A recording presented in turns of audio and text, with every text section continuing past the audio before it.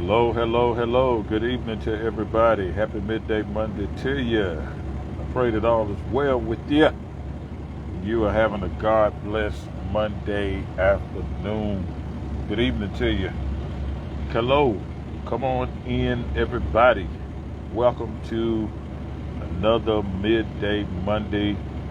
Again, I pray that all is well with you all. You all are having a God-blessed, successful, and productive day. That you all had a beautiful, wonderful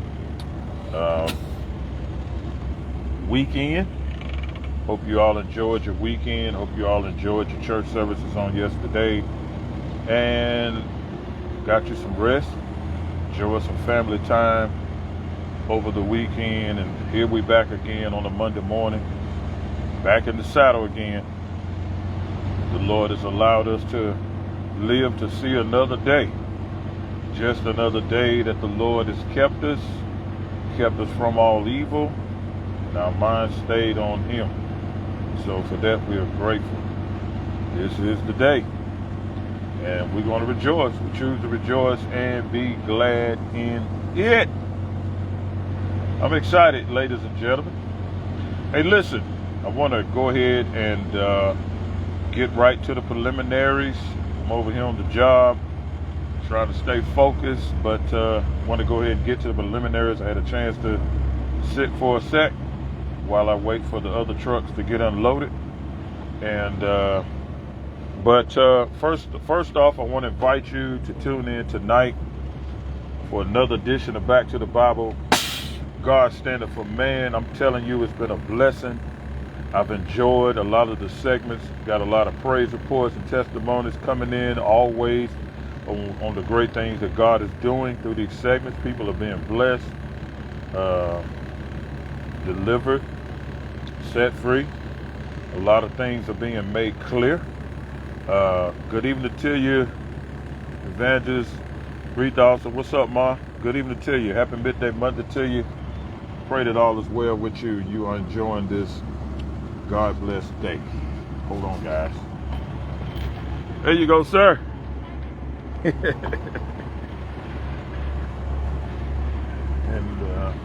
I want to invite you to tune in tonight for another edition of Back to the Bible, God Standard for Man.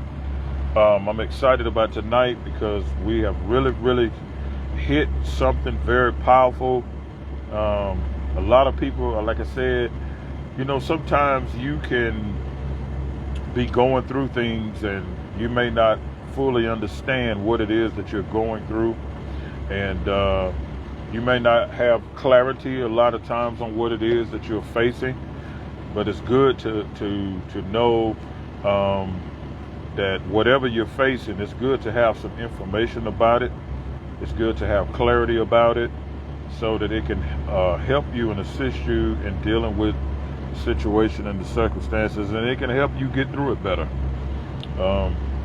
I think a lot of times people struggle with the fact that, it's one thing to be going through a situation, but it's another thing to go through a situation and don't know why. But it's even better to where you can go through a situation and then you can get some clarity on why it is that I'm going through this. So now I understand. Paul said it was good that I was afflicted, because I gained an understanding of what it is that I had to go through and why I had to go through it. So a lot of things will be revealed while you're going through it. Any questions you may have concerning it, a lot of times when we first go through, we may not fully understand, but as the songwriter says, we'll understand it better by and by. And so a lot of things will be revealed unto us as we go through it and as we're coming to the end of it. And then God begins to reveal unto us as the reason why we had to go through it, and why it was necessary. And so that's been a joy to and an encouragement to hear people talk about a lot of the things that they have learned. And how things have changed and how they even have changed their perspective as it relates to what it is that they are dealing with and they are going through. So it's a great blessing. My buddy over here giving us some instructions. He's doing a lot of sign language. It's kind of funny. Oh my God. Woo! Well, people can be hilarious sometimes. And so one of the things that's what I wanted to talk about. But again, we're going to continue dealing with distractions, the hidden things. Now, if you didn't get a chance to catch last week's segment, you missed the goat.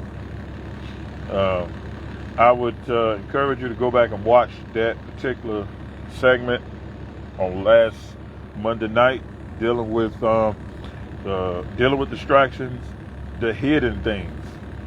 And we're going to go right back to that tonight. And we're going to cover some things.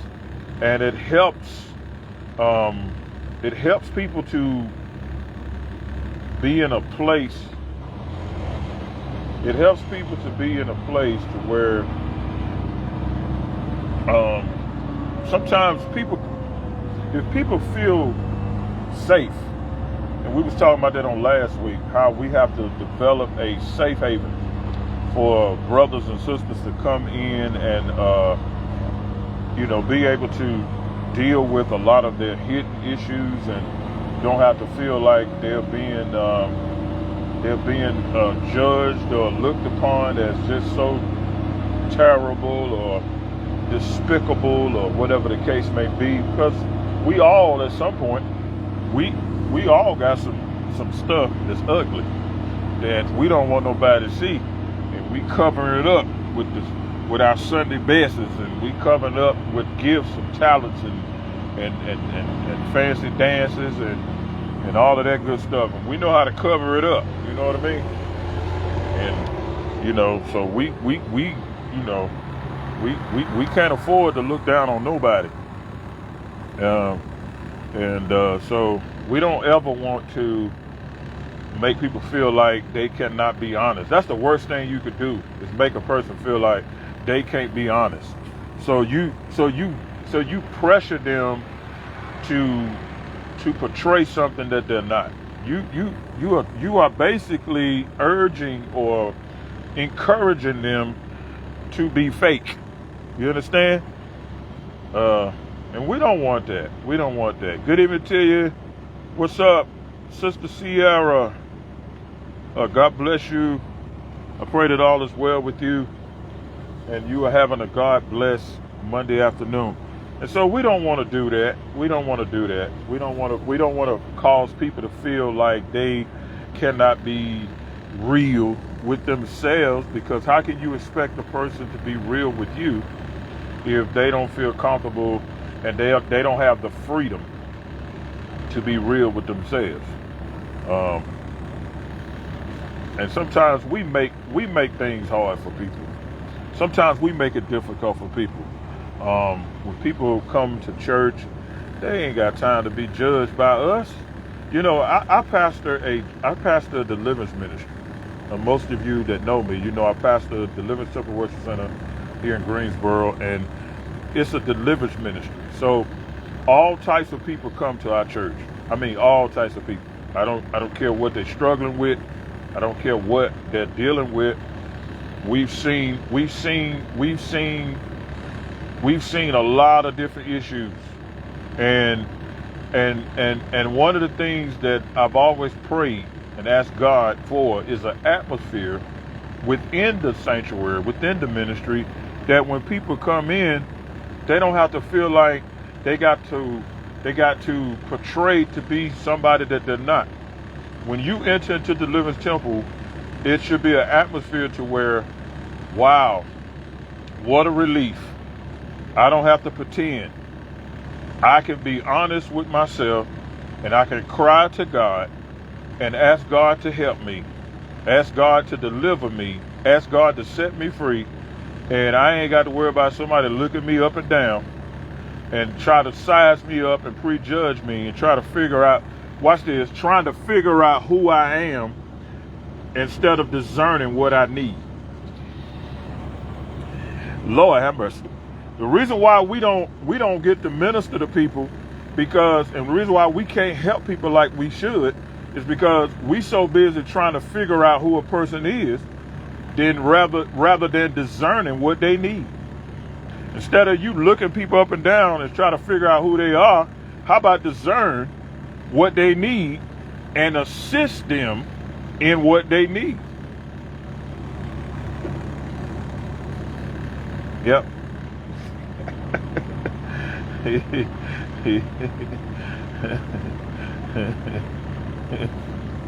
That's all I'm trying to tell you. That's all I'm trying to tell you. We got a testimony on the live right now, and you know we got to get rid of this. We got to get rid of this self-righteous, this whatever this spirit is that's trying to take over the church today. And it is not of God. It is not portraying the love of God. And what's up, Jen? What's up? How you doing? I hope you're doing well today. You are having a God bless day today. What's up, Jen Welch? And so I just want people to know that people do. You know, I want people to know that. Hey, have your truck here in Peterbilt. Yeah, I know, Jen. I got to come and pick it up. Yeah, you got GA4 over there at Peterbilt. I got to come pick it up. I'm at work right now, but keep an eye on it for it, Jen. Don't let nobody mess with it. Take care of GA4, okay?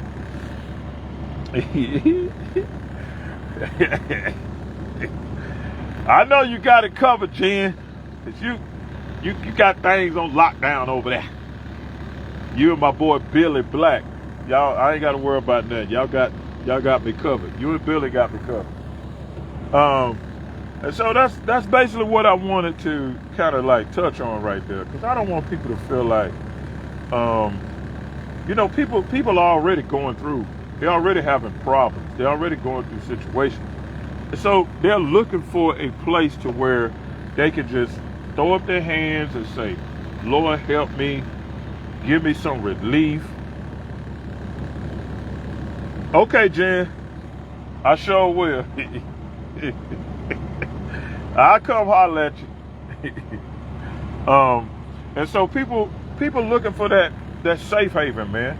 And that's what we're trying to develop. That's what we want to develop. That's what I was sharing with last week Monday night crew. You know, we ought to invest more into developing atmospheres that are safe havens for people to come and to be real, be transparent, and don't have to worry about anybody taking advantage of them or whatever the case may be. Being able to become what somebody's need, being able to become what somebody needs in their season of recovery. And that's something that I was sharing with the Midday Monday as well as Monday night crew.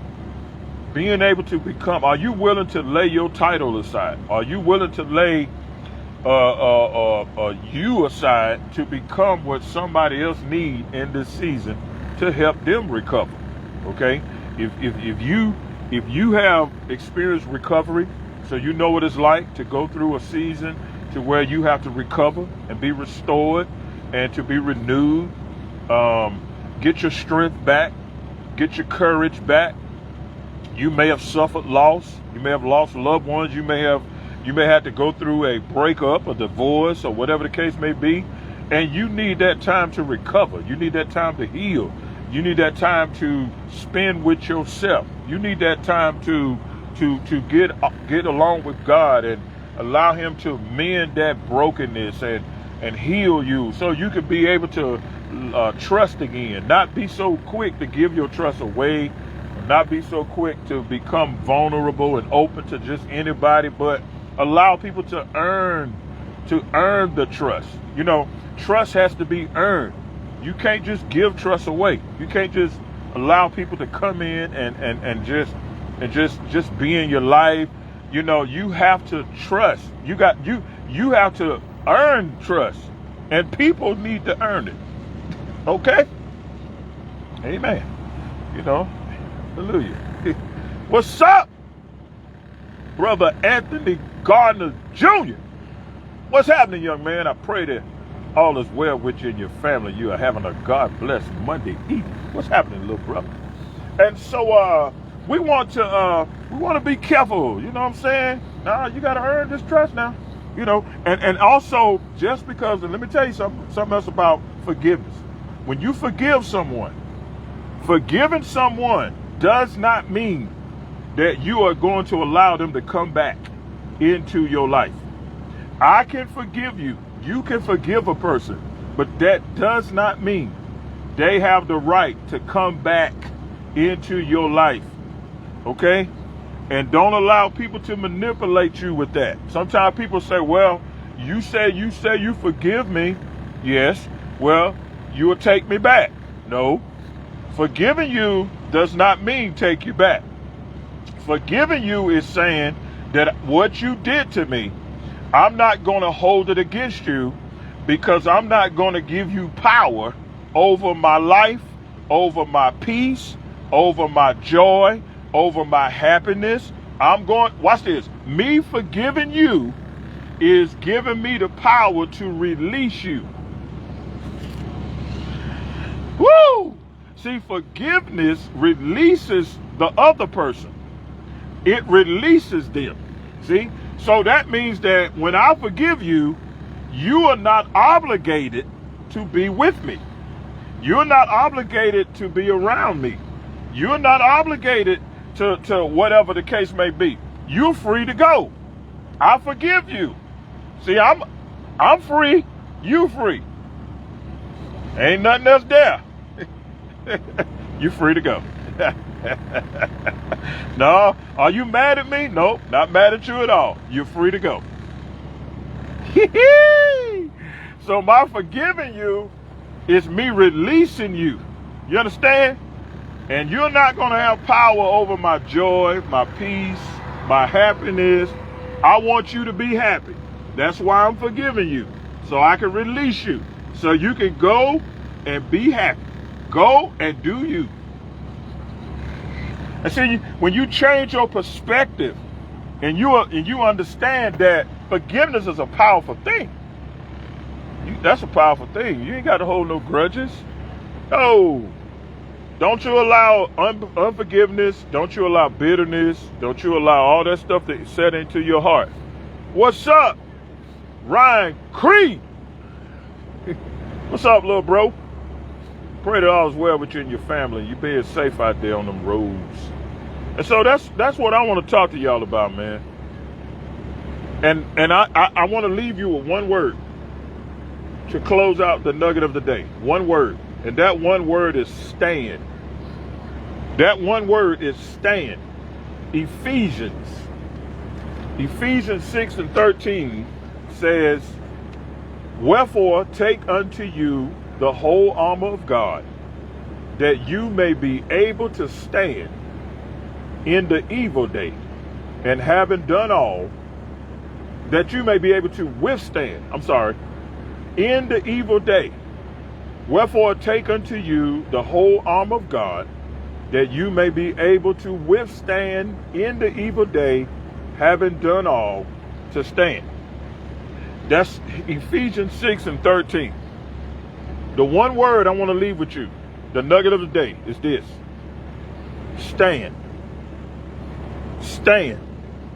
And the only way you can stand is you got to take the whole armor of God. Wherefore take unto you the whole armor of God, that you may be able to withstand. Withstand. What does that mean? To stand with. To stand with. And the only way you're going to stand is you got to stand with the armor of God. So you have to have the armor of God in order to withstand, in order to stand with. You got to stand. And having done all, stand. Keep standing. That's the nugget of the day, guys. Keep on standing. Don't you quit. Don't you quit standing. Don't sit down. This is not the time to sit down. This is the time for you to stand. This is not the time for you. This is not time for you to compromise. This is not the time for you to look the other way as it relates to what's right and what's wrong. Don't call wrong right, and don't call right wrong. Stand on what's right. Stand on the truth. You may be persecuted. You may be rejected. You may be overlooked. People may ignore you, but you keep on standing. Stand on what is right. Stand on what you know is right. Stand on the word of God. Stand. Hold up your standard. Have a standard for yourself. Have a standard for your life. Don't just allow anything to go. Don't allow people to just run in and out your life. Have a standard. Stand.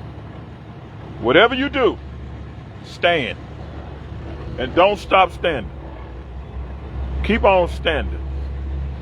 Okay? And have on the arm of God, because that's the only way you're going to be able to stand. That's the nugget of the day, guys. That's all I got for you. I pray that you enjoyed the nugget of the day. Please join me tonight for another edition of Back to the Bible, God Standing for Man. And let's see what the Lord was saying to us today. And I'm looking forward to seeing you tonight for another edition of Back to the Bible, God Standing for Man. I'm going to get off of here, y'all, so I can focus on what I'm doing. I got a brother walking up to the door. I'm going to go ahead and minister to him. And then I'll check y'all out later on this afternoon for another edition of Back to the Bible, God Standing for Man. Hey, listen, you continue to be blessed. Remember, stand. All right? Forgive, because forgiveness releases the other person, and it frees them to move on. And it frees you to continue to do what God has called you to do. All right? The two nuggets today: forgive, stand. Forgive and stand. Release it, stand. All right? I'll see you. God bless. Till we meet again, much love.